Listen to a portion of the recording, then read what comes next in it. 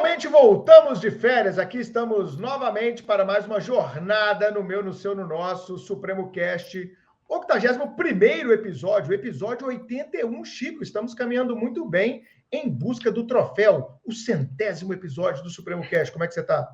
Bom dia, boa tarde, boa noite, boa madrugada, ouvintes do Supremo Cast. Bruno, Carol, é preciso admitir que a violência doméstica contra a mulher ainda é endêmica no Brasil e se apresenta como um dos grandes desafios do século XXI, embora nem sempre concordemos com a forma de combatê-la. É isso aí. Carol, tudo jóia? Oi, Bruno. Oi, Chiquinho. Gente, parece que a gente ficou assim uma eternidade sem gravar Supremo Cast, porque eu tava com tanta saudade de vocês, dos nossos ouvintes. Eu também. Bom, depois de alguns dias de férias, né, o Supremo Cast retorna com muita saudade e muito contente com o episódio de número 81. E para recomeçar com informação e muito aprendizado, o tema deste programa é de urgente e necessária discussão: a violência contra a mulher. Essa conduta criminosa e repugnante acontece, infelizmente, desde os primórdios da humanidade. Apenas para se ter uma ideia, de acordo com os dados divulgados pelo Ministério da Mulher, da Família e dos Direitos Humanos, o Brasil registrou em 2020 105.821 denúncias de violência contra a mulher.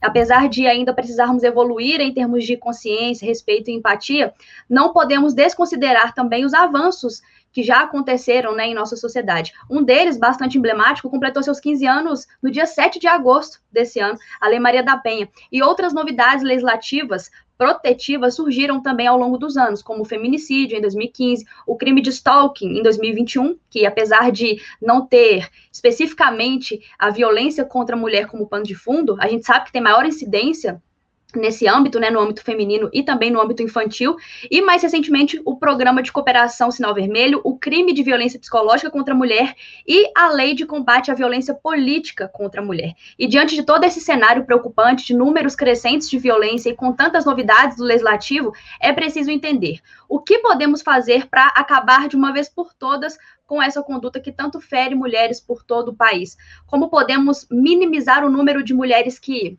entre aspas, caem da escada todos os dias? O que é preciso fazer para tomar as medidas protetivas ainda mais efetivas? E para responder a todas essas angústias, é preciso perpassar por vários aspectos imprescindíveis. E para nos explicar tudo sobre esse assunto tão importante, o Supremo Cast convidou duas mulheres admiráveis e que entendem tudo sobre o tema. Bruno, conta para a gente quem são elas. É isso aí. Eu chamo aqui para a nossa roda de bate-papo desse tema tão importante a Maria Brochado, que é professora da UFMG, da Faculdade de Direito, mestre, doutora, pós-doutora, que está por dentro de todas as novidades nesse cenário triste da violência doméstica, e também uma amiga nossa, conteudista de sempre aqui do Supremo, a Larissa Mascote, que é delegada de Polícia Civil aqui em Minas Gerais, especializada no combate à violência doméstica. Primeiro a Maria, depois a Larissa, sejam bem-vindas. Obrigada, querido Bruno, sempre nos prestigiando muito, é um prazer estar com vocês aqui. Obrigada, Bruno, aí, obrigada, Francisco, obrigada, Carol, é uma honra estar aqui com vocês, com a doutora Maria, que é uma pessoa que eu admiro muito. Vamos discutir esse tema que é tão importante. É isso aí. Carol, para a gente começar esse bate-papo, eu acho importante a gente já situar os nossos alunos a respeito de duas novas leis. A primeira dessas leis é a Lei 14.188, que, como você disse, define o denominado Programa de Cooperação Sinal Vermelho contra a Violência Doméstica, na busca de novas medidas ao combate, ao enfrentamento dessa, vamos chamar, para usar uma palavra que está tão em voga, uma pandemia de violência doméstica que a gente tem no Brasil, trazendo a questão da violência psicológica. Ele fez algumas alterações no Código Penal, em especial lá no artigo 129, trouxe o artigo 147, letra B, fez uma modificação também no âmbito da 11.340, que é a Lei Maria da Penha. Esta lei, repito, 14.188, de 28 de julho de 2021. E também uma nova lei nesse cenário de combate à violência contra a mulher foi a Lei 14.192, 4 de agosto de 2021. Essa lei trouxe também uma novidade, que é a violência política contra a mulher, seja a mulher candidata, seja a mulher que efetivamente já exerce um mandato político. Carol, nesse sentido, vamos já provocar as nossas convidadas. Maria, eu sei que você escreveu um artigo num jornal de grande circulação em todo o Brasil sobre essa novidade trazida pela 14.188. Em linhas gerais, Maria, o que você pode apresentar para os nossos ouvintes do cenário trazido por essa violência psicológica, a gente pode chamar assim? Sim, né? Essa que foi a expressão, né, tecnicamente adotada pela lei, inclusive o tipo está assim descrito, e eu acho que é um avanço, professor Bruno, no sentido simbólico, né? Porque é claro que criminalizar condutas, né, como ridicularizar uma mulher, qualquer pessoa, no caso a mulher, é algo que, né, passa pela ideia de que, olha, o direito está levando isso a sério, vamos levar o direito a sério, né, diria do outro. Então, eu acho que é um grande passo nesse sentido, inclusive na nossa legislação federal, né, nós temos uma falha imensa com relação à previsão do assédio moral, e de alguma maneira, aquelas práticas de assédio moral, que são sempre meio que subvalorizadas, subestimadas, estão escancaradas ali. Né? Mas, por outro lado, eu acho que o tipo penal, como o professor Francisco, né, e a Larissa também, que são experts, né, na área penal, vão poder falar melhor, ele deixa a desejar, porque acaba criminalizando e, por outro lado, pecando por possibilidades probatórias, porque a descrição já em si não traz elementos. A gente chama de, né, eficácia fática da lei. Então, eu acho que, independentemente dessa questão, eu não esperava nesse governo uma lei dessa envergadura, veja, alterando o Código Penal, colocando entre os crimes, está lá na condição análoga de escravo, no tipo, né, condição análoga de escravo, uma das coisas mais absurdas, e que o direito penal não admite nem a condição de escravo, é análoga, porque nós não admitimos escravidão, historicamente isso é superado. Eu acho que é muito importante, ainda que nós tenhamos essa dificuldade, né, de densificar normativamente, tecnicamente, para a aplicação, acho que o passo simbólico, que o direito também exerce essa força, essa coesão simbólica, é muito importante. Excelente. Carol?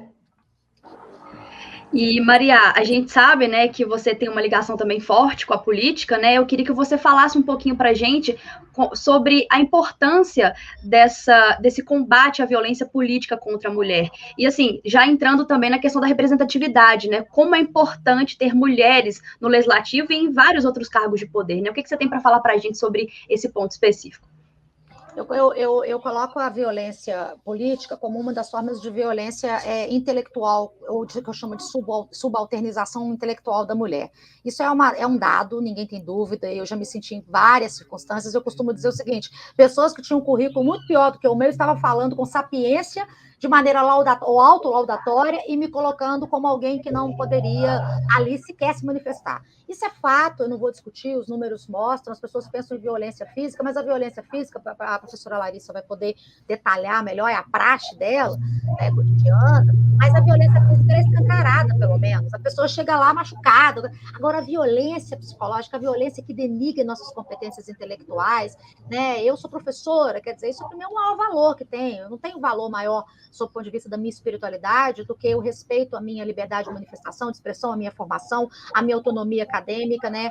Então, eu acho que é muito importante a gente entender que essa ideia, né, de submissão da mulher, a condição de fantasma, laranja, eu estou escrevendo um texto agora que eu estou dizendo que de 2018 para 2020, a gente substituiu laranjas por marionetes, porque se lá elas só cumpriam um papel meio que de paredão, agora não, elas entraram, se elegeram, mas com o sobrenome, porque o marido, porque o filho, porque não sei o quê. Então, assim, as próprias mulheres têm que se libertar desse fardo, sabe? De não se sentir à vontade, não se sentir à altura. Exercer atividade política é exercício de gestão pública. Gestão pública tem que ser de qualidade. Se a mulher tem competências para tal, ela tem que ir lá e tem que ir para o páreo e tem que ocupar esses espaços. Não digo, inclusive, no conceito de agente público, em sentido estrito, não, mas em sentido amplo. Nós temos aí magistradas, né? Temos aqui uma delegada, tantas mulheres que fazem bonito, porque então no político, né, eleitoral a gente tem restrições. As mulheres têm que se libertar disso. Eu tenho um projeto na Faculdade de Direito que chama Sufragistas Protagonistas e cujo propósito é dialogar justamente esse segundo movimento sufragista. Porque se no primeiro momento, do movimento sufragista, eu queria votar, agora eu quero ser votada. É um passo gigante. Então, acho que é isso, Carol, que eu teria para dizer inicialmente. Excelente. Mariá, que teve meu voto nas últimas eleições aqui. Eu também. Infelizmente, Mariá não conseguiu ser eleita, mas espero que você continue perseverando, porque a gente precisa de mulheres que nos representem, por que não, né? A mulher não representa só a mulher representa toda a sociedade com uma sensibilidade única que só a mulher tem. Chiquinho, para a Larissa.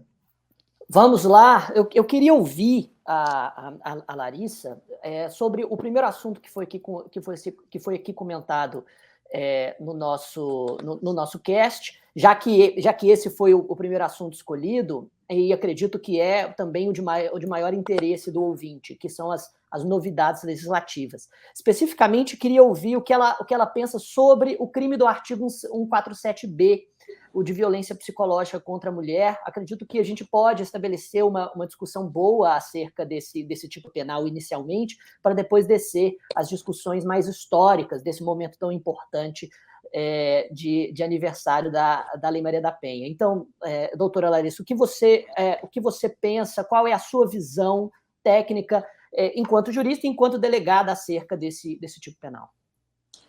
Esse tipo penal ele veio, né, para tipificar a conduta de violência psicológica contra a mulher, que seria causar dano emocional à mulher em decorrência de uma ameaça, de um constrangimento, de uma limitação do direito de ir e vir, de uma ridicularização, e esse tipo penal ele vem sendo muito festejado, né, inclusive por nós mulheres, porque era o crime de violência, na verdade a violência psicológica, ela não era prevista no ordenamento jurídico pátrio.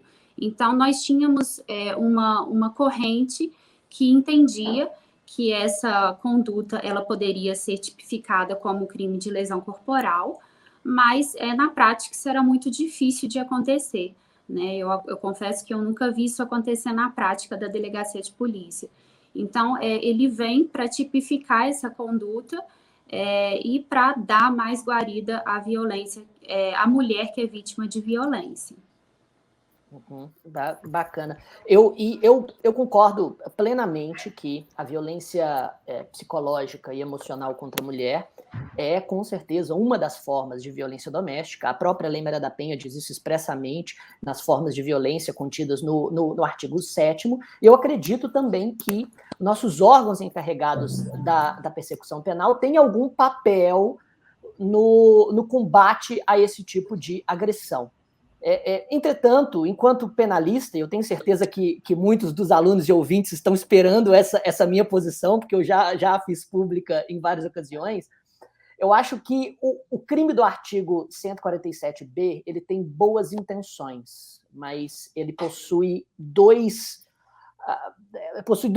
questões que são de difícil defesa. Primeiro é justamente a utilização de um direito penal simbólico. E por mais que um direito penal tenha algum papel nesse mecanismo comunicacional no que tange ao combate a determinadas práticas nefastas, o direito penal tem que ser utilizado nesse contexto junto com o substrato empírico da criminologia, que deve orientar a política criminal de forma eficaz a positivar normas incriminadoras que podem verdadeiramente combater determinadas condutas.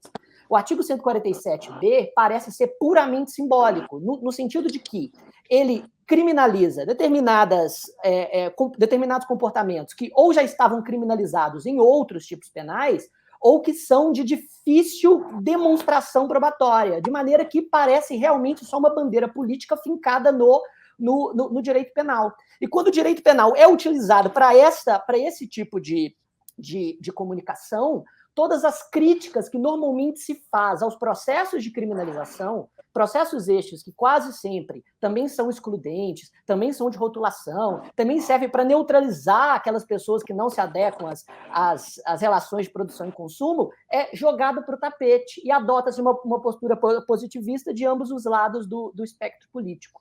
Agora, a segunda crítica ao artigo 147b é a mais pesada de todas. É que, muitas vezes, ao se adotar esse direito penal mais simbólico e mais voltado a determinados combates políticos, se passa por cima de princípios constitucionais que são centenários. Por exemplo, o próprio princípio da legalidade. Todo mundo lembra do aspecto da anterioridade quando vai falar do princípio da legalidade. E ninguém quer que a lei penal retroage em desfavor do réu. Mas, tão ou mais importante do que a anterioridade, o princípio da legalidade institui a taxatividade das normas incriminadoras.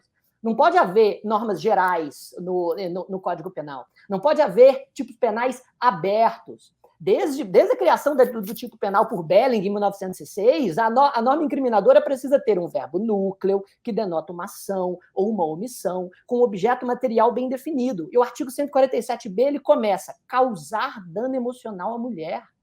Cadê a conduta? Não tem.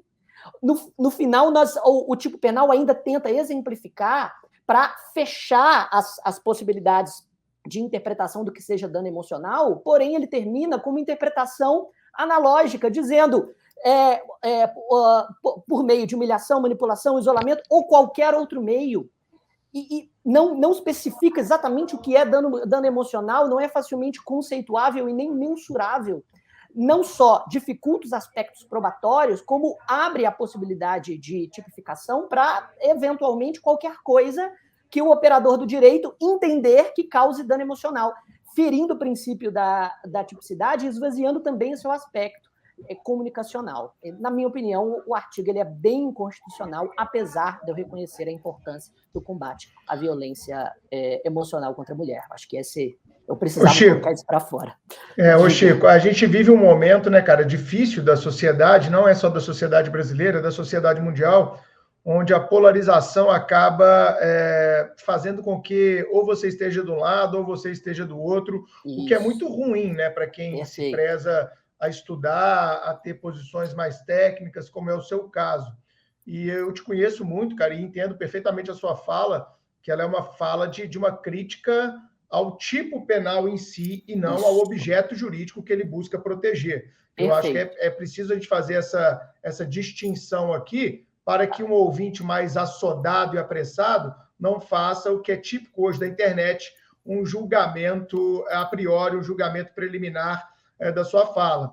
Mas eu entendo também que esses tipos, quando ficam muito abertos, quando trazem conceitos jurídicos indeterminados, eles colocam uma carga muito grande, né, Maria? Eu queria te ouvir sobre isso, nas mãos do magistrado, né? Sim. Mas eu entendo também, Chico, que no momento atual que nós estamos, eu não sei, eu confesso que não tenho posição formada a respeito, mas eu sempre ouvi dos meus amigos penalistas como você críticas severas a um direito penal simbólico. E eu acredito também que o direito civil, em grande parte, ou o direito administrativo, ou o direito tributário, eles têm muito mais força e energia e caráter sancionador mais aprimorados do que o próprio direito penal. Então, se a gente pensar na própria pena do crime que você estava aqui comentando, é uma pena de 6 meses a 2 anos.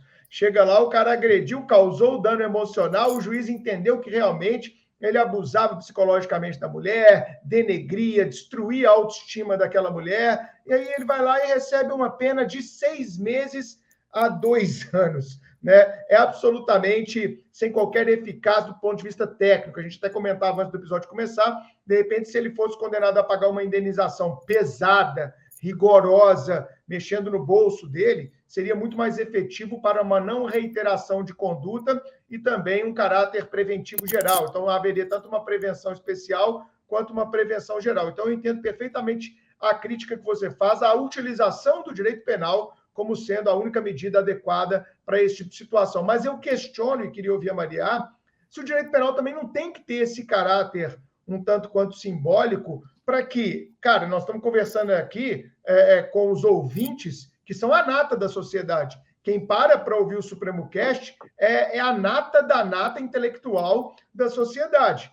Mas, para aquele sujeito que mora, às vezes, numa periferia, que não tem um grau de instrução maior, saber que aquilo virou crime não poderia ser uma conduta que iria dissuadi-lo? Eu não sei. Coloco aqui apenas uma forma de levantar essa bola. O que você pensa, Maria? E depois o Chico arremata, e a Larissa também, e a Carol, se vocês quiserem.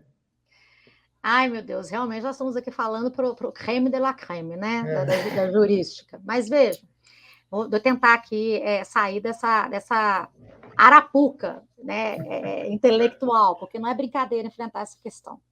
Eu acho que a força simbólica do direito existe enquanto tal do direito.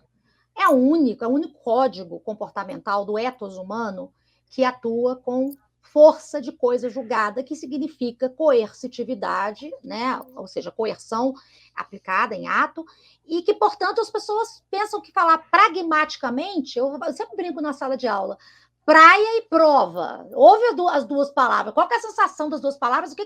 Ao que te remete? Direito me remete a problema, a questão grave, né? A condução debaixo de vara. Olha que expressão engraçada e esquisita, assim, né? De dar um sentido para ela, para quem não é da nossa, não é iniciado. Mas vejam só, o professor Francisco mencionou essa questão de banalização do direito penal. Primeiro, eu sou contra o Estado penal, eu não acho que o direito penal é panaceia para poder tapar buraco do direito, né? Nós temos que assumir a falência do direito enquanto tal em vários aspectos do fenômeno jurídico. O direito não é um projeto pedagógico para a sociedade, em que pese também se prestar a isso. Inclusive, nós podemos falar da função pedagógica do processo e falarmos aqui de direito preventivo. Né? A tutela antecipada é uma forma técnica de tentar buscar algo no direito antes de se adiantar ao problema. Então, eu acho que trata-se antes, sabe, professor Bruno, que colocou a questão, de muitas vezes a gente tem um pouco de compaixão e saber que as tecnicalidades, elas têm graça, né? É muito interessante você ficar mirabolando com o que é. O professor Francisco, por exemplo, usou uma expressão aqui, da qual eu discordo no direito penal, não do professor Francisco, claro que é um grande penalista, mas que os penalistas inventaram a diferença de interpretação extensiva para interpretação analógica. Toda vez que eu falo sobre hermenêutica, que eu dou exemplo, e lá no meu artigo que eu publiquei no Estadão, eu falei interpretação extensiva, professor, de propósito, quando você tem números abertos e vai por, né? Porque tem toda uma construção da hermenêutica clássica em que analogia é integração.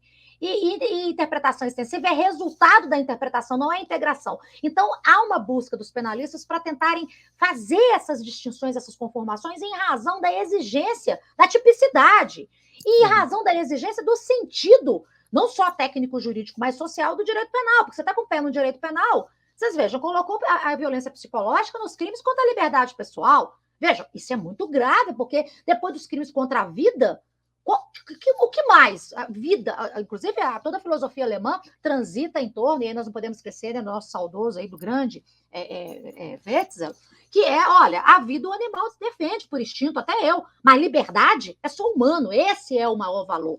Porque até precisamos dela até para poder defender a vida, porque o ser humano não defende a vida por instinto, ele defende de maneira livre, teleológica. Então, voltando aqui para não viajar muito, porque eu tenho que ser mais objetiva, e o professor de filosofia do direito, o problema é que ele começa a viajar num determinado momento para poder aceitar os limites do direito. Então, assim, é muito grave. E aí, o que acontece? Se eu tomo isso como sendo uma questão do direito penal, me parece que se eu transferir, como o professor Bruno vai falar com toda a propriedade, eu falei aqui hoje, me mexe na conta bancária, mas aí tem um sujeito desgraçado que está lá violentando a mulher, inclusive fisicamente, mas ele não tem um tostão, ele não tem patrimônio.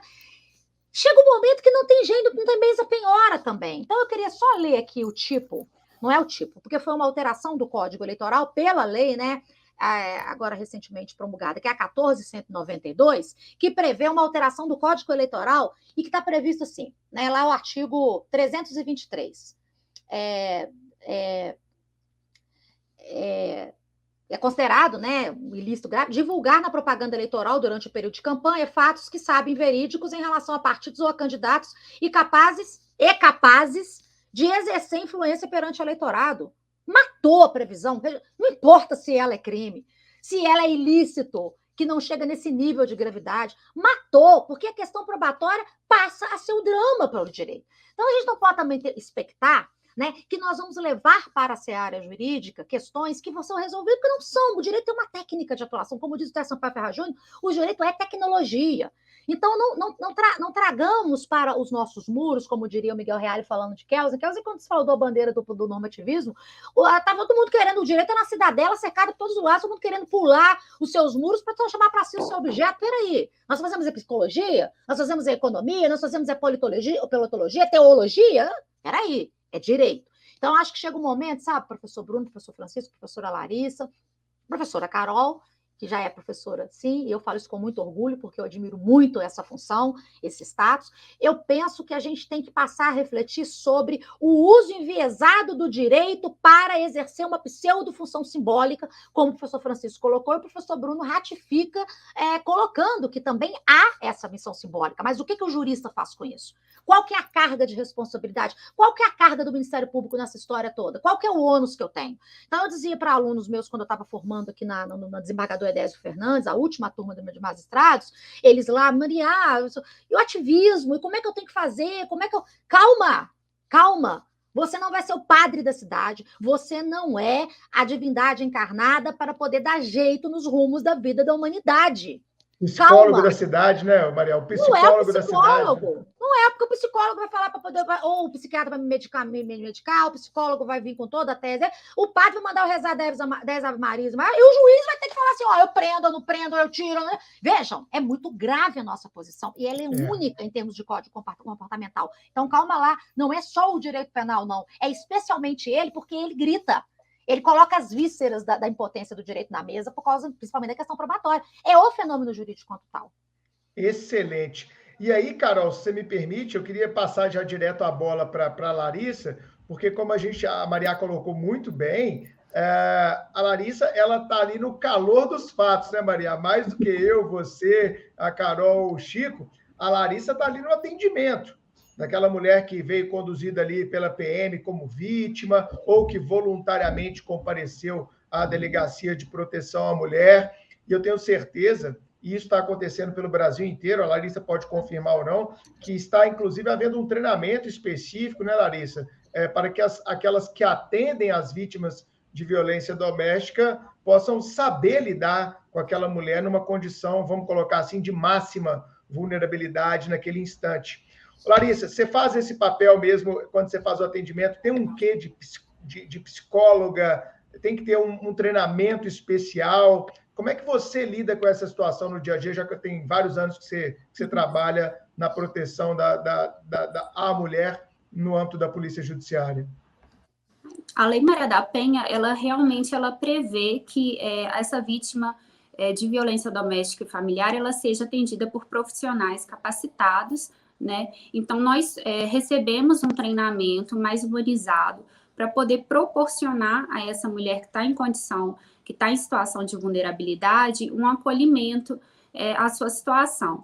Então, todos os profissionais da delegacia especializada, nós passamos por cursos, por seminários, eventos, né, da CADEPOL, que aperfeiçoam o nosso atendimento. Inclusive, eu fiz mês passado um curso de violência doméstica e familiar, onde são abordados todos os aspectos jurídicos, aspectos práticos de atendimento, e isso, inclusive, atendendo, né, à própria legislação, né, da Lei Maria da Penha, que prevê que esse atendimento seja feito por profissionais capacitados, que proporcionem uma escuta qualificada e preferencialmente do sexo feminino. Então, e várias outras disposições da Lei Maria da Penha que também são atendidas, como, por exemplo, não permitir o contato direto do agressor com a vítima enquanto eles estão ali naquele ambiente policial. Por isso que é muito comum que a gente veja a polícia militar chegando em 2 viaturas, uma viatura para o autor, outra viatura para a vítima. Eles chegam lá, já dão de cara com cartaz na delegacia, na porta da delegacia, com esse dispositivo da Lei Maria da Penha, falando que eles não podem ter contato direto. Então, a vítima vai passar para ser ouvida, a gente já retira o autor, já coloca na cela, se for o caso. Então, sempre procurando atender as disposições da lei. Excelente. Carol? Eu achei muito legal essa pergunta, Bruno, porque muita gente tem essa dúvida, né? Poxa, eu sofri violência, eu preciso ir à delegacia, mas e chegando lá eu for mal atendida? E se não entenderem a minha situação? E se questionarem por que eu estou até hoje com o agressor? Então, esse atendimento humanizado é muito importante. E quando a Larissa fala de esse atendimento ser feito preferencialmente por mulheres, é uma outra dúvida muito comum, né? Será que chegando na delegacia eu vou ser atendida por uma delegada ou por um delegado? Eu vou ser atendida por um homem ou por uma mulher? Eu sei que quando a gente toca nesse assunto, é um ponto muito sensível, né? E, assim, a pretensão, quando existe essa dúvida, não é generalizar, dizer que nenhum homem vai saber atender uma mulher, a pretensão não é essa, mas é porque a gente sabe mesmo que quando se trata de violência contra a mulher, o tratamento é diferente, não porque o homem não sabe conduzir uma investigação ou porque o homem não consegue atender uma mulher. É porque a mulher entende a dor da outra mulher por ser mulher, né? Então, eu acho muito legal esse parâmetro que a Larissa fez e fica essa dúvida respondida, né? Eu acho que o Bruno deve receber essa pergunta, eu acho que a Larissa deve receber muito isso também, pela atuação na polícia, né? E Maria recebe também por ser mulher. Eu, às vezes, recebo mensagem de meninas, de amigas perguntando, o Chiquinho também por trabalhar com direito penal, né? Então, acho que fica essa dúvida respondida aí. E já que a gente está falando sobre Lei Maria da Penha... E Carol... Diga. Um aditivo ao seu comentário, é interessante a gente pensar, né, Larissa, que a Larissa trabalha em Belo Horizonte, e a gente está falando para o Brasil inteiro, e o Brasil são múltiplas realidades, né? Mas eu acho que, eu não sei se você concorda, Carol, Maria, Chico e Larissa, que a gente avançou muito em 15 anos de publicação da Lei Maria da Penha, de delegacias especializadas pelo Brasil inteiro. Então, o que a Larissa falou é que, preferencialmente, esse atendimento será feito por mulheres, mas a gente sabe a dificuldade efetiva que existe nas polícias civis do Brasil inteiro, mas é o que ela falou, preferencialmente vai ser feito, e a gente espera, né, Larissa, que agora também as mulheres, nas últimas 2 décadas, se despertaram para as carreiras policiais. Hoje a gente sempre fala isso aqui no Supremo Cast, né, Chico? Tem muito mais mulher no Supremo estudando para delegado, para delegada, para investigador, para escrivão. Tem mais mulher hoje estudando para a carreira policial do que homens. Pelo menos essa é a realidade do nosso curso, do Supremo. Então, acho que ao longo do tempo, né, Larissa, essa realidade que você vivencia hoje em Belo Horizonte, a gente espera que ela seja vivenciada também nos interiores, nos rincões do Brasil e nos demais estados, né, Carol? Só dando essa pitadinha aí, te interrompendo, peço desculpa. Não, é exatamente isso, e é interessante você falar isso, Bruno, porque o público do Supremo realmente é composto por maioria mulher, né, e é muito legal. Então, assim, mulheres, continuem estudando para os cargos dos seus sonhos, a gente precisa de vocês nesses cargos de poder, tá? Precisamos de nós em cargos de poder. Mas, já que a gente está falando sobre a Lei Maria da Penha, tem vários aspectos importantes para a gente abordar, né? Como o ciclo da violência, quais são os tipos de violência. A Maria comentou que a violência física é aquela que machuca, que deixa marcas, mas existe a violência psicológica, como é esse tema que a gente está tratando aqui, existe a violência patrimonial, de pegar os documentos, esconder, não deixar a mulher ter contato com a família, não ter contato com amigos. Então, acho que é importante a gente falar sobre esses tipos de violência. E eu queria direcionar uma pergunta para a Larissa, que é com relação às estatísticas. Larissa, nessa sua atuação como delegado, o que você tem visto sobre estatísticas? E aí a gente fala desses números e depois eu já te pergunto sobre esse ciclo de violência, como ele funciona, como o agressor se comporta e por que é tão difícil romper esse ciclo, né? Um outro assunto importante para a gente tratar também. Carol, o importante a gente falar assim, em relação às estatísticas, que nesses 15 anos da Lei Maria da Penha, os números de criminalidade de gênero diminuíram muito pouco. Nesse período da pandemia, a gente notou uma diminuição dos números de boletins de ocorrência nesse período. Isso não só no Brasil, como em Minas Gerais.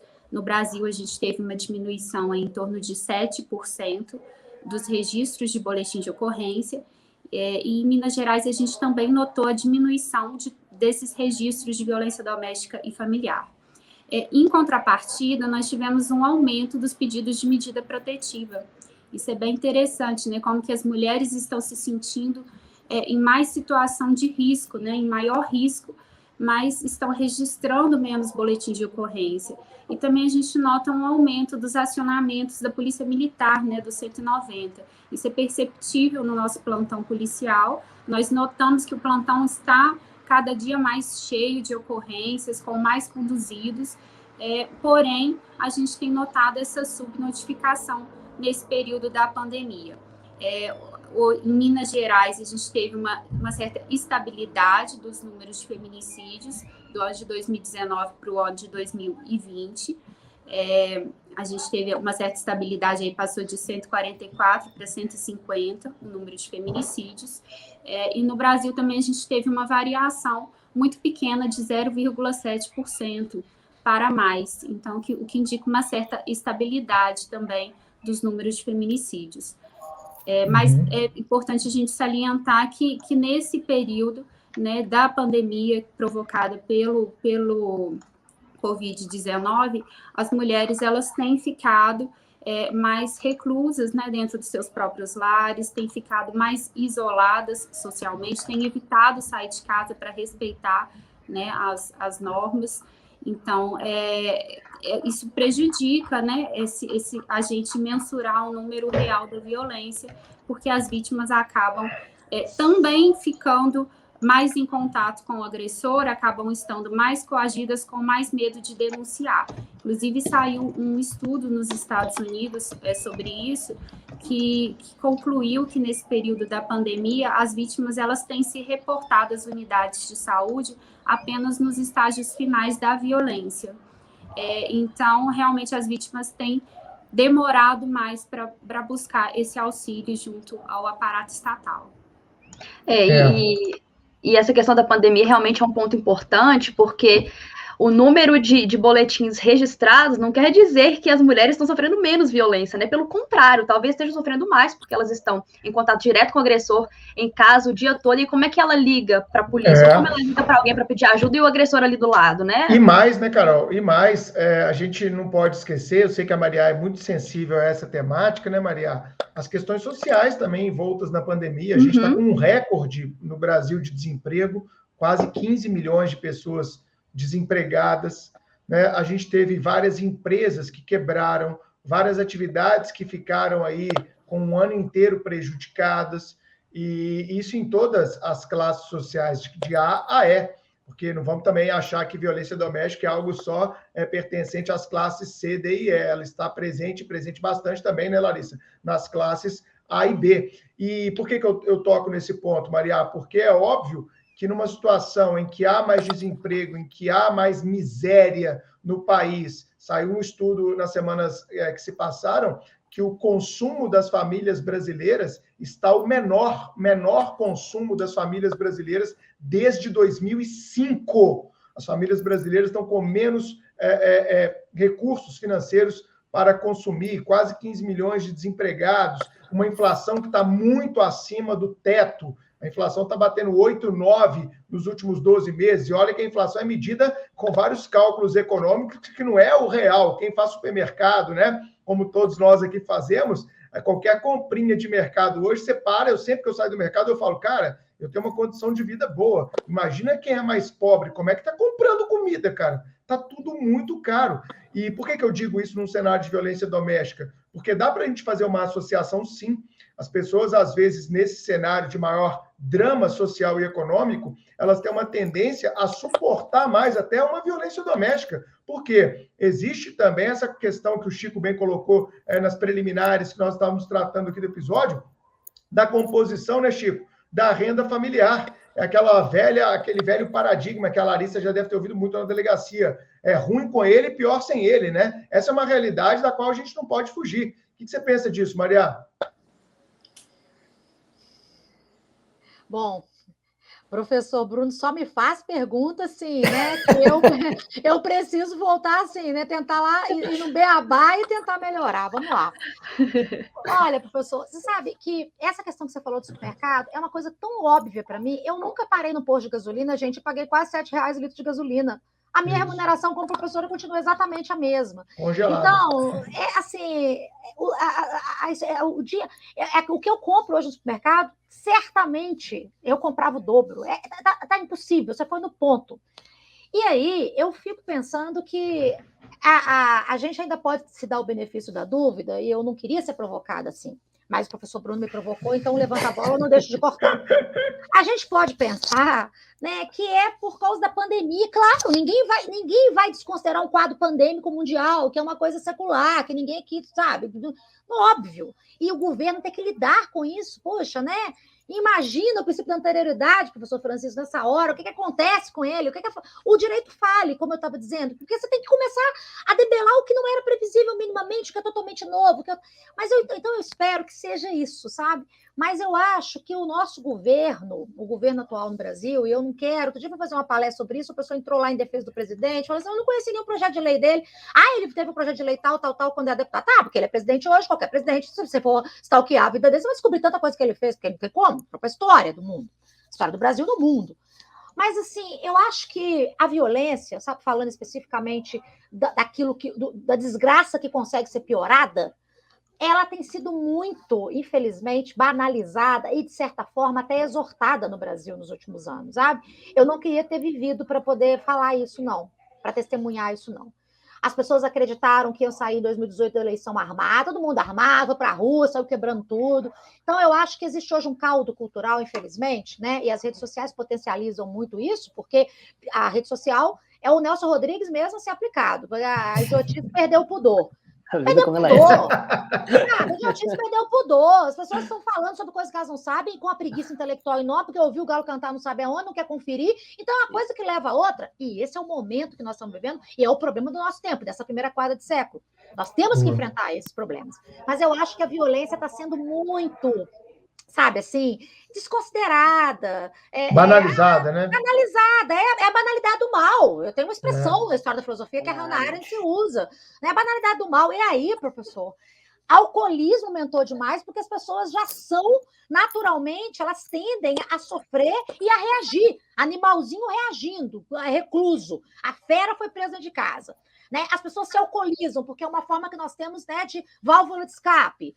Começa a misturar, inclusive, medicamento com bebida alcoólica, porque passou a ter dificuldade de ter acesso à receita, de sair para comprar. Tudo isso potencializa a nossa própria incapacidade de lidar com os dramas humanos. Agora, quando você tem uma estrutura de poder séria, simbólica, representativa, como é a presidência da República, um presidente da República que o tempo inteiro ou subestima condições humanas, né? Ou né, virar para a pessoa e falar assim, você vai tomar o remédio que vai matar as baratas na sua cabeça. Peraí, eu posso falar isso no boteco, conversando com meus amigos, mas presidente da República, não. Eu não posso falar isso na sala de aula, eu não posso falar isso aqui. Imagina um presidente da República, excelentíssimo senhor, presidente da República Federativa do Brasil. Então, a coisa chegou num ponto que ou muda em 2022, ou muda. É isso, meu amigo, eu concordo plenamente com você. A simbologia das lideranças ela é muito importante, né? E eu também sinto essa banalização da violência, sabe?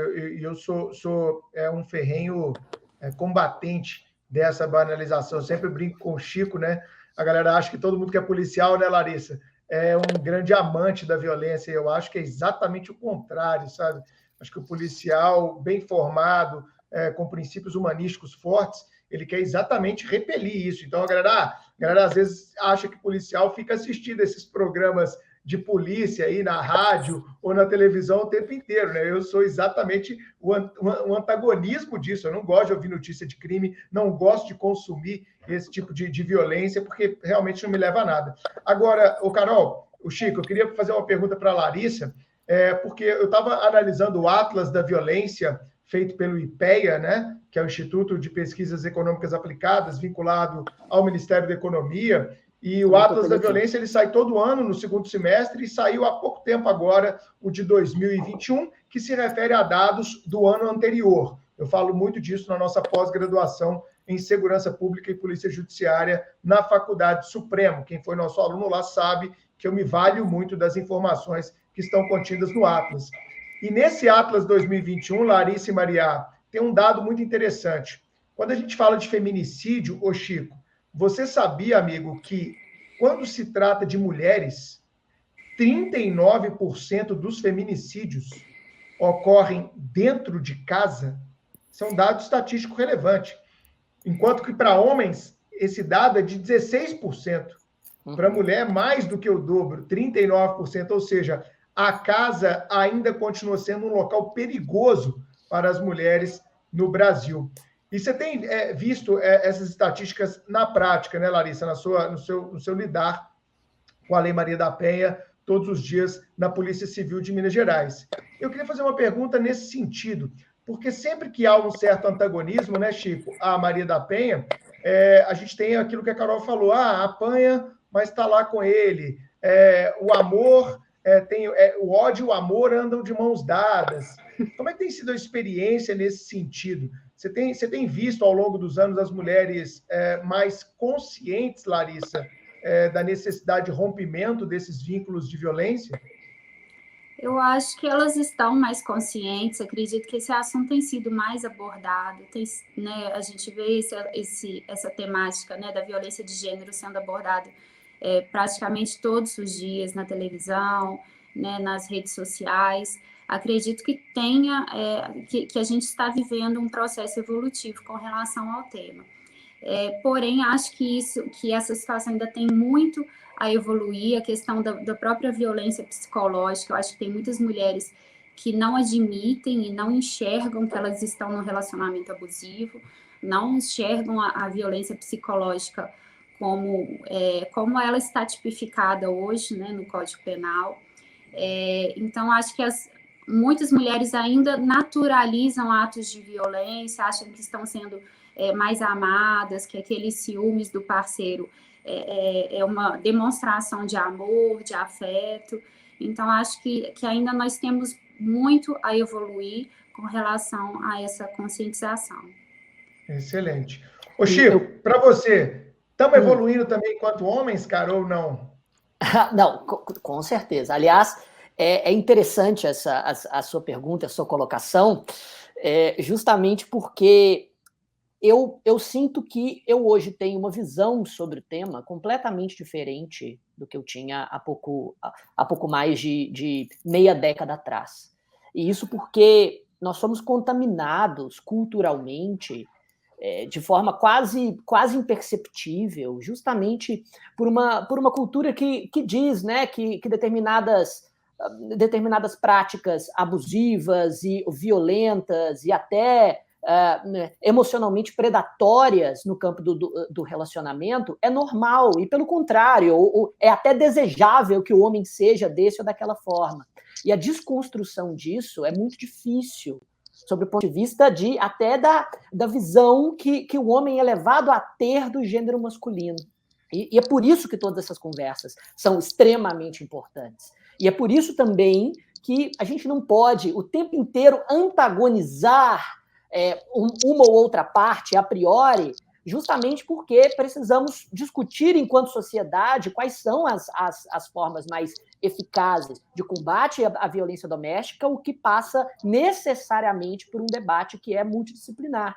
E aqui, para corroborar o que a doutora Larissa nos falou na sua primeira fala, justamente o próprio IPEA, o Instituto de Pesquisa Econômica Aplicada, soltou alguns anos atrás, mas a Lei Maria da Penha já tinha mais de uma década, uma pesquisa que diz exatamente o que a doutora Larissa afirmou, né? Que, lendo só um trechinho da conclusão, aqui a pesquisadora, né? A pesquisa é assinada pela Cíntia Liara Engel, que a temática da violência, sem dúvida, ganhou visibilidade e possibilidade de punição dos agressores, o que é um avanço enorme, mas a violência em si parece não ter diminuído nas últimas décadas. E o Fórum Brasileiro de Segurança Pública mostra justamente que o número de feminicídios aumentou bastante durante a pandemia.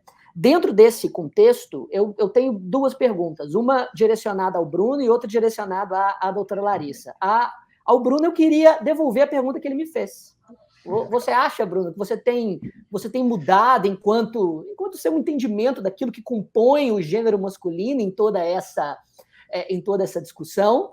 E minha pergunta para a doutora Larissa é com relação à eficácia das medidas protetivas de urgência dentro dessa realidade de combate à violência doméstica. se elas realmente estão cumprindo o seu papel, e, se não, o que seria necessário para que elas cumprissem o seu papel de desestímulo dessas atividades. Primeiro, eu queria ouvir o Bruno. Eu posso falar? O professor Bruno é um lorde, é uma alma evoluída, é um espírito que está lá nas alturas. E quando ele falou, eu sou delegado, eu sempre falei que ele é filósofo delegado, de uma competência intelectual, de uma sensibilidade. Todos estamos, né, claro, o tempo todo evoluindo. Mas eu tenho que me adiantar, porque, enfim, eu sou fã dele, eu sou puxa-saco, acho que eu gosto. Tá certo. Ô, Maria, mas isso que o Chico está falando, realmente, eu tenho 43, né? Então fui criado sob aquela premissa, Maria, e você deve ter convivido com isso também, que a gente é mais ou menos contemporâneo aí de idade, sem querer revelar a sua, é claro, você é muito mais nova do que eu, mas sob aquela premissa de que no colégio, se alguém te chamasse de mulherzinha, saía na porrada. Isso. Né? Isso. Chamar de mulherzinha era uma adjetivação negativa, era xingamento. Seu mulherzinha, e a porrada começava. Né? Ou também chamava de viado, de gay, de qualquer coisa desse tipo. Sim, então, a gente foi criado e educado sob esse paradigma. Então, na verdade, é como o Chico falou, é uma reconstrução, e não é uma virada de chave aos amigões, os homens que estão me ouvindo aí, que pensam assim, não é, cara, assim, você vai ligar um botão e você vai parar de fazer piada disso, ou vai parar de fazer piada daquilo, porque, meu amigo, você ficou 20, 30 anos, às vezes, ouvindo as mesmas piadas, se comportando da mesma forma, então não é do dia para a noite. Então, Chico, a minha resposta é, estou tentando, tá? Tenho muitas imperfeições ainda nesse sentido, mas já me policio muito mais do que eu me policiava antigamente, e mais do que policiamento, porque policiamento parece que é uma coisa mais objetiva, né? De que você não quer falar aquilo que você pensa, mas, na verdade, me policio mentalmente, de tentar me reconstruir, de tentar observar. Eu acho que o poder de observação ele é fantástico. Às vezes eu tenho algumas professoras, né, como Elisa, Carol, minha filha, né, que falam, opa, esse comentário aí não foi legal. Eu falei, não, mas... Veja, não era isso que eu queria dizer, mas às vezes ainda sai, viu, Chico? Eu confesso a minha imperfeição nesse sentido. Exato. É um trabalho diário, concordo plenamente, complementando a sua fala, dando exemplos, que também é importante. Quando a gente, pelo menos eu não sou tão velho assim, mas, brincadeira, mas na minha adolescência, ainda peguei uma época, não sei se com os adolescentes hoje é a mesma coisa, mas quando a gente começa justamente, né, a época dos relacionamentos, né, a se abrir, né, para o campo afetivo, né, em termos amorosos, quase sempre o incentivo, no que diz respeito à construção da sua imagem enquanto homem no grupo, é de assumir determinadas posturas que reiteradamente negam a condição de pessoa às mulheres. A postura que você incentivar, pelo menos era na minha época, incentivado a adotar, é justamente uma postura predatória, uma postura mais agressiva. E hoje eu consigo perceber isso. Hoje eu consigo perceber que essa formação cultural, de certa maneira, contamina a minha forma de observar os conflitos de gênero. E isso me permite, que nem você falou, diariamente buscar repensar, buscar me reconstruir de forma, né, a me adequar. Principalmente nós, né, Chico, que somos pais de uma nova geração. Eu e você, enquanto pais, perfeito. Se a gente não se observar, o conflito geracional ele se torna muito profundo e você começa a ter um abismo na comunicação com o seu filho. Mas vamos passar para a Larissa, né? E aí, Larissa, as medidas aí estão tendo efetividade? Gente, eu gostei muito dos comentários de vocês a respeito dessa tomada de consciência, né? Que realmente não é uma chavinha, é algo que a gente tem que trabalhar, né, com paciência. E eu acho que tudo começa através da educação, né?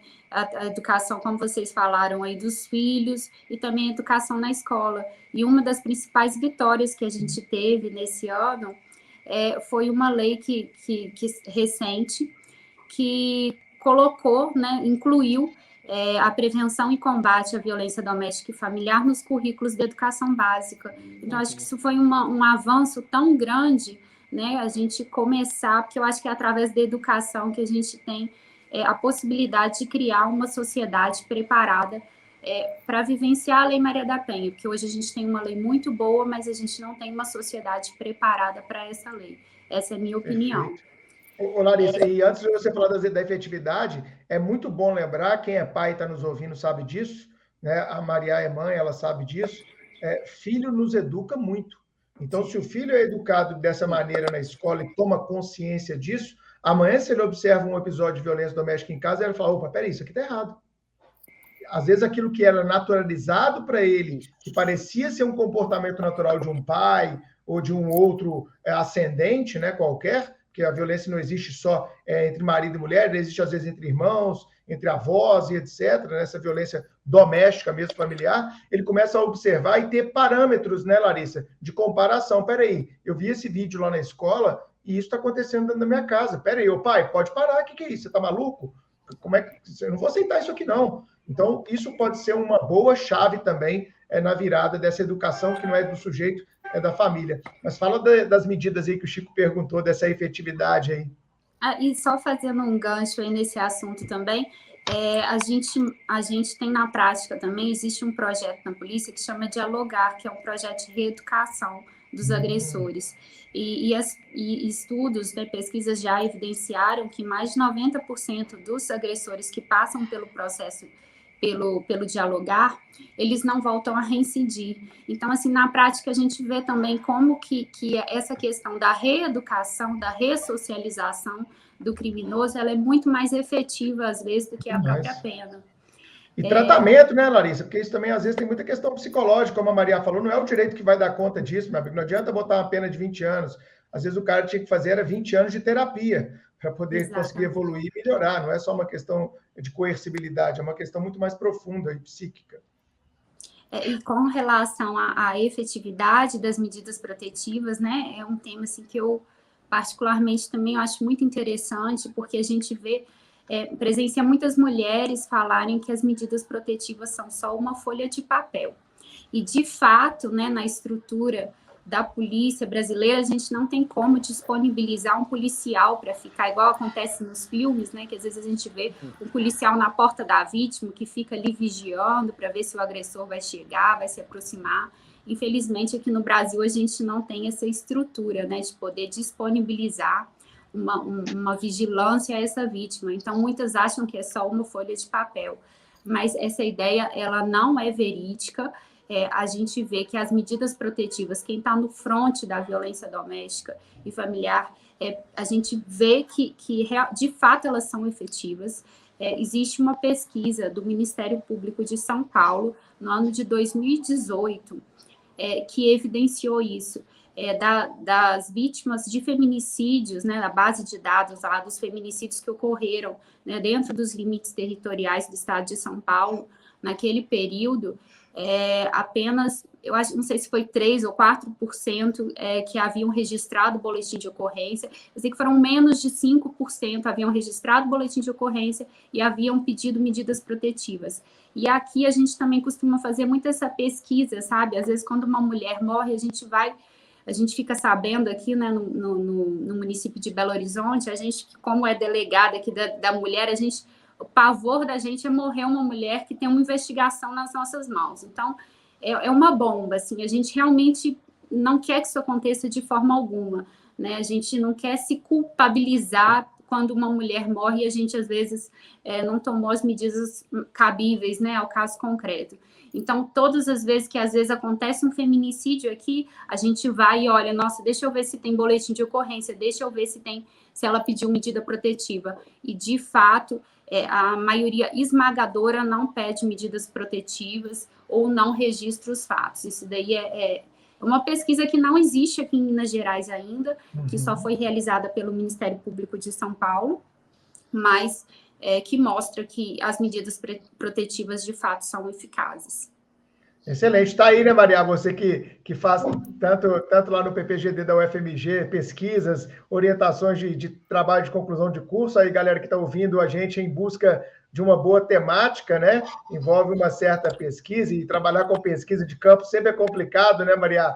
No âmbito de pós-graduação, mas essa interlocução estatística-direito, eu acho ela sempre muito legal e traz aquilo que o Chico sempre critica, né, o Chico? A ausência de dados, ela pode ser fatal, né?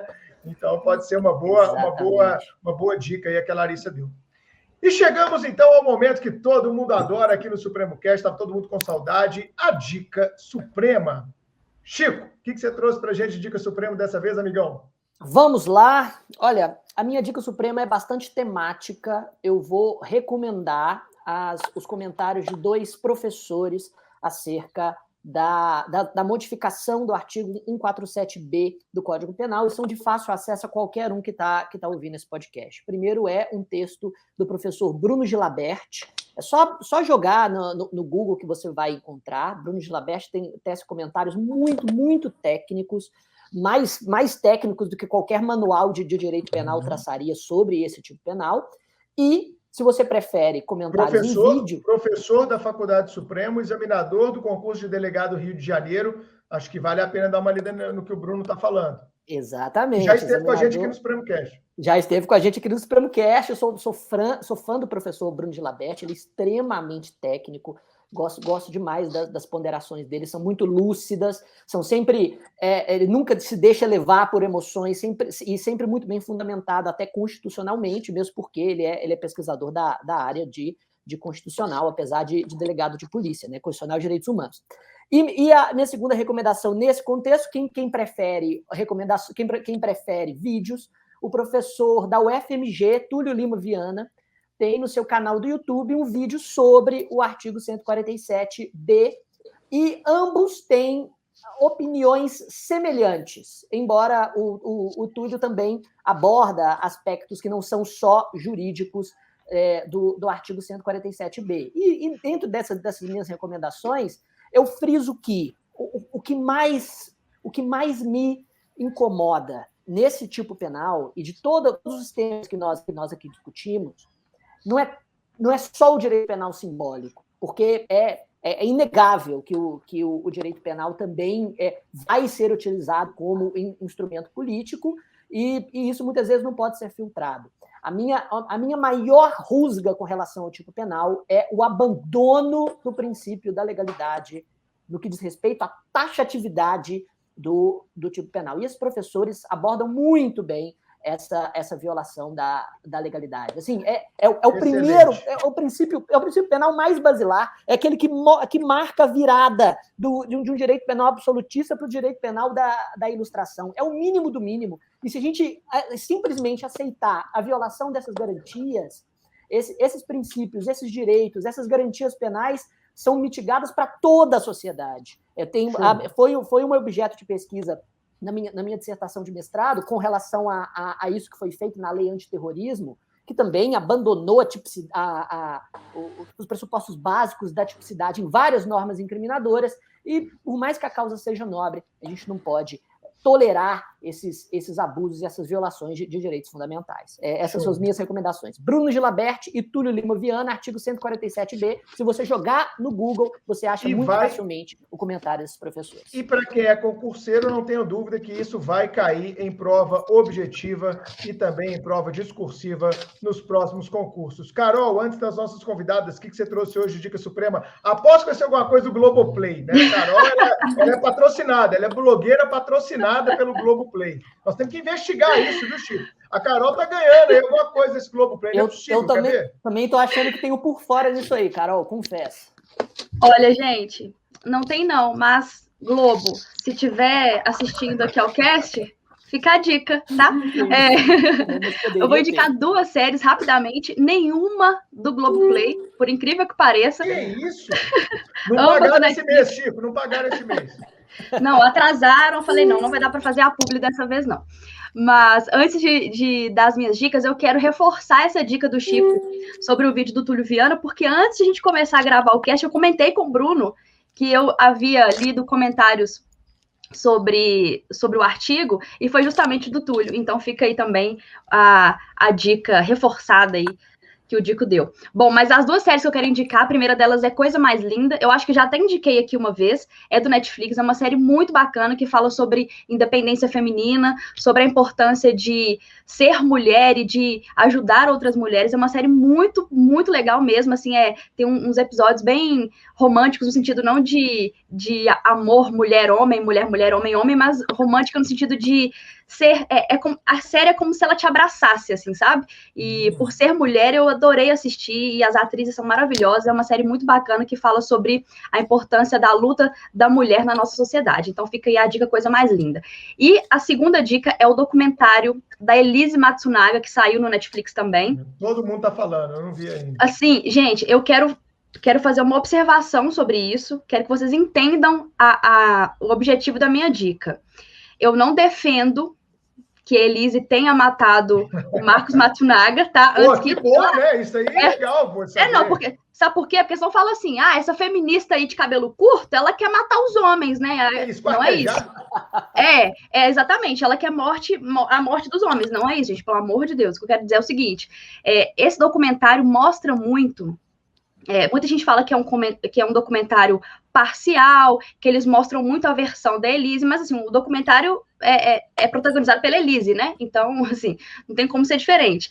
Mas o que eu quero dizer com esse documentário é que ele mostra muito como o machismo e o sexismo estão presentes nos âmbitos de poder, no judiciário, principalmente, porque é o que mais mostra ali no documentário, né? Então, assim, às vezes comentários machistas de promotores, de juízes, de amigos do Marcos, mostra uma situação de violência que a Elise sofreu e que ninguém até então sabia, porque isso não era divulgado.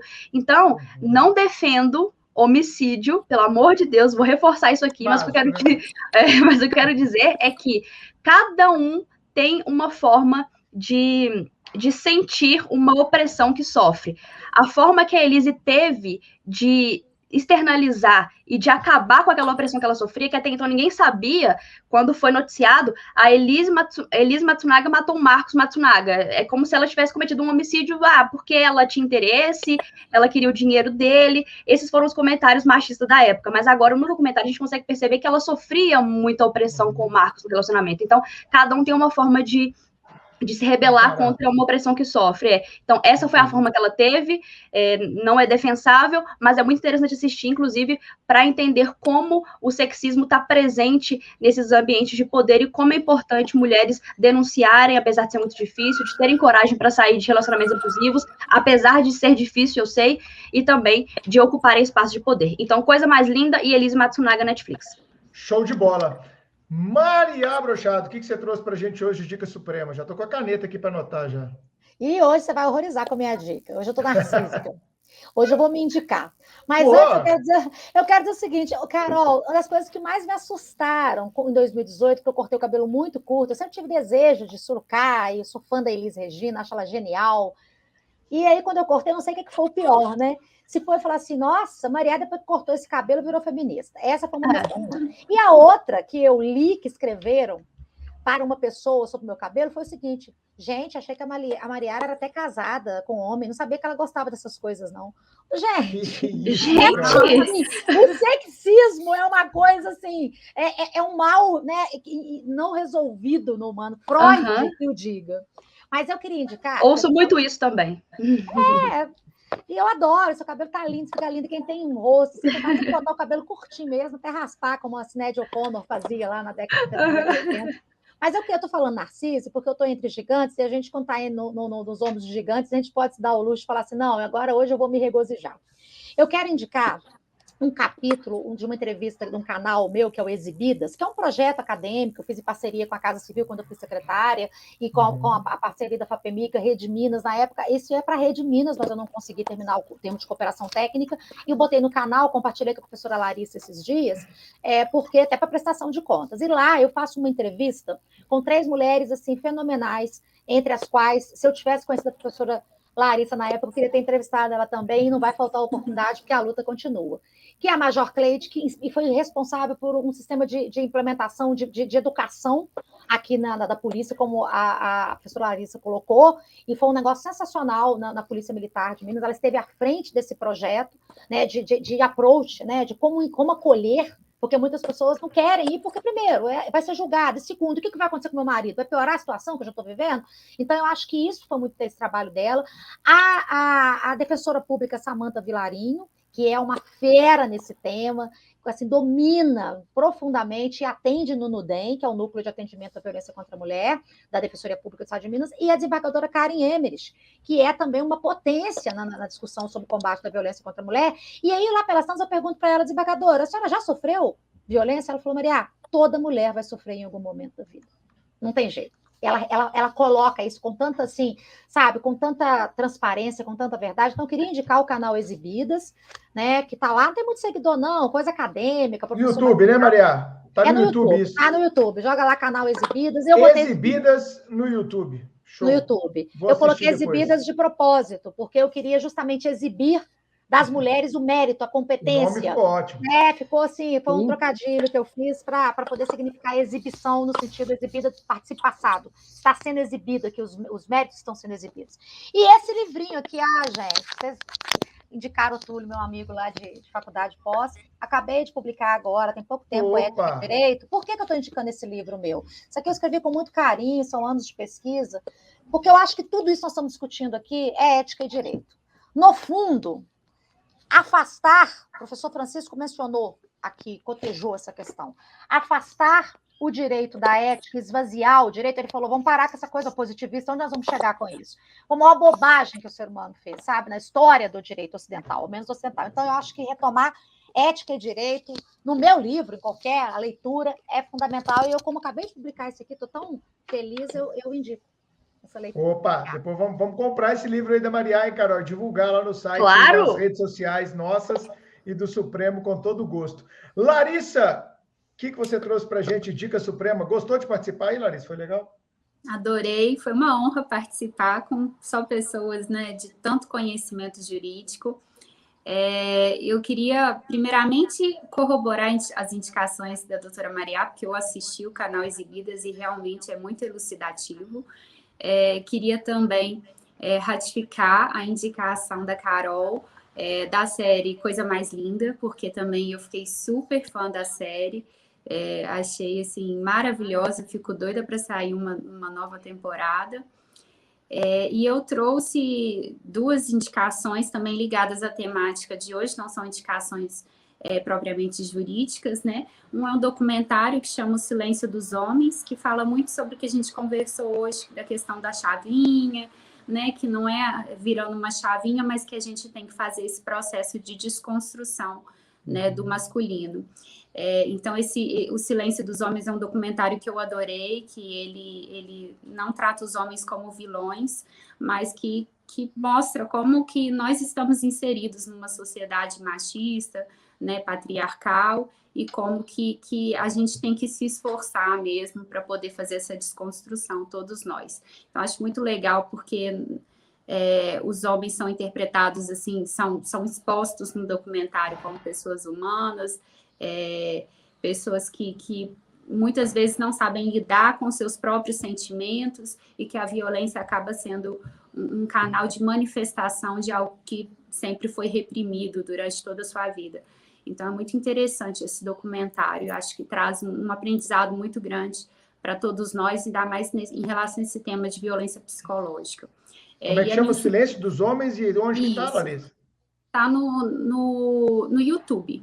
No YouTube você consegue ver esse documentário, eu achei fantástico. Fala assim da questão do adoecimento mesmo masculino, quantidade de homens que têm problemas, né, que apresentam problemas por reprimirem demais suas emoções. Enfim, é muito legal, uma visão... E como o homem não se cuida, né, Larissa? O homem não se cuida, né? O homem não se cuida, esse é o ponto, cara. Não é só da saúde física, da saúde mental. Homem não se cuida. Fazer terapia para homem ainda é uma barreira. Eu conto nos dedos dos amigos meus que fazem terapia, é impressionante. Ele não pode precisar, né? O homem não pode super-homem. Super-homem faz terapia? Super-homem faz terapia? Observação. Super-homem não faz terapia. Voltando à questão do feminismo, por isso o feminismo é tão importante. O feminismo é importante não é para libertar mulheres, não é para libertar mulheres e homens também, porque o homem sofre uma opressão também na nossa sociedade. Então, fica aí a reflexão. Excelente. E Larissa, mais alguma dica? A segunda dica, rapidinho, é um livro que eu li há muito tempo atrás, tem uns 10 anos que eu li ou mais, um livro que chama Uma Nova Forma de Amor, do Flávio de Kovács, um psiquiatra que já faleceu, infelizmente, mas esse livro, ele virou a chavinha para mim em questão de relacionamento afetivo. Então, assim, caso existam pessoas que estão nos ouvindo, né, que estão na dúvida se vivem um relacionamento abusivo, querem construir uma relação saudável, eu acho que esse livro é tão bacana porque ele traz justamente essa visão do Gicovati sobre um relacionamento que é saudável, que é construtivo, que é um novo amor, né, baseado na admiração e no respeito. Então, esse livro assim, mudou a minha forma de me relacionar com outras pessoas, a visão que eu tenho dos relacionamentos, acho que foi um marco assim, dessa questão afetiva, do que eu penso sobre o assunto, como que o relacionamento ele pode ser construído, inclusive, tendo como base a amizade. Então, uma outra indicação para as pessoas que estão nos ouvindo e estão interessadas na temática. O Gicovati é excepcional. O Gicovati é um psicólogo, psiquiatra que atendeu casais a vida inteira. Né? A obra dele é um negócio que todos nós tínhamos que ler. Tem um outro que chama Uma História do Amor com Final Feliz. Não é uma história de amor, é do amor, que ele trata da questão do amor como cuidado, como a Larissa colocou dessa outra obra. Ele é sensacional. Ele é sensacional. Ele também já li um outro livro dele, que ele fala sobre os homens ser o sexo frágil e não as mulheres, que também é interessantíssimo. A visão que ele tem, que realmente nós não somos nós, mulheres, que somos o sexo frágil, sim, os homens. É interessantíssimo os estudos dele sobre o assunto. Eu lembro quando ele tinha um programa na Bandeirantes de manhã. Tô velho, Mariana. Eu lembro ele falava todo dia. Tá vendo? Bom, a minha dica suprema para a gente fechar esse 81º episódio é uma série que eu vi agora há pouco tempo, que é uma série nova, que está no Amazon Prime, não sei se alguém já assistiu, e ela se chama The Underground Railroad, ou seja, a linha de trem subterrânea. Não sei como é que está a tradução dela lá, mas é uma série que fala sobre a escravidão por volta de 1700, 1800, né, no século XIX, nos Estados Unidos, e as linhas subterrâneas que os abolicionistas construíram para a fuga de escravos.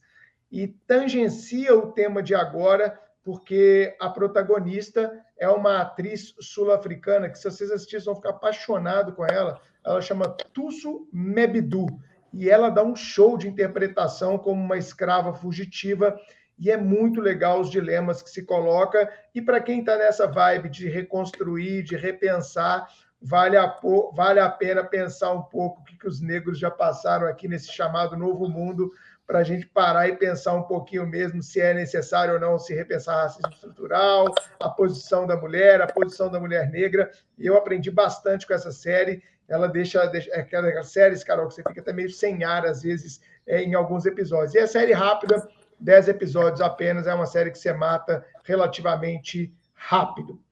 Eu queria agradecer a Larissa Mascote, a Maria Brochado, o Chico, a Carol, por mais um episódio do Supremo Cast, e espero que em breve a gente possa estar junto novamente com temáticas relevantes como a de hoje.